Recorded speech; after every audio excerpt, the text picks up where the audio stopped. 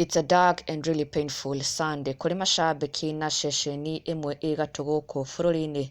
Two radio presenters have sadly passed away. Igũtha inene mũno tondũ aya erĩ mararutagĩra wĩra Ceceni Îmwe nĩmerĩkanĩte gũkorwo marakuruhanĩra mũtino-inĩ wa ngari me hamwe kũndũ maraumĩte celebration ya gũkũngũĩra Ceceni ĩno, where they had a 4th anniversary celebration ya Ceceni ĩno, but sadly on their way back home they were involved in a tragic road accident that have left them dead.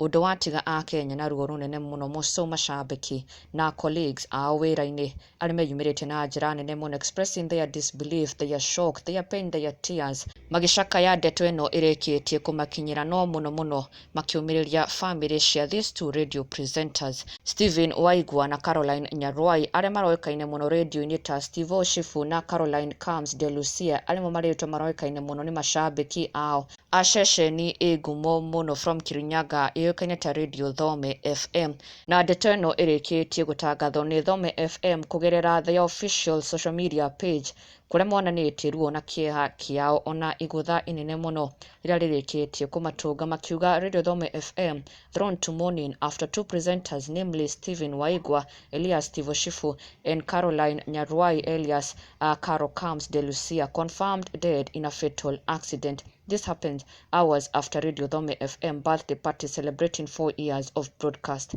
May they rest in peace. Na mashabiki na a Kenya makiyumiria na njĩra nene mũno gũcakaya na a Ceceni ya Thome FM. It is a huge blow.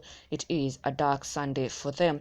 Ngai aromahe thayũ, Ngai aromomĩrĩria na mũno kũrĩ family cia Steve na Caro. May God comfort them during this hard and painful day and moment. Pole sana to the two families and to Radio Thome.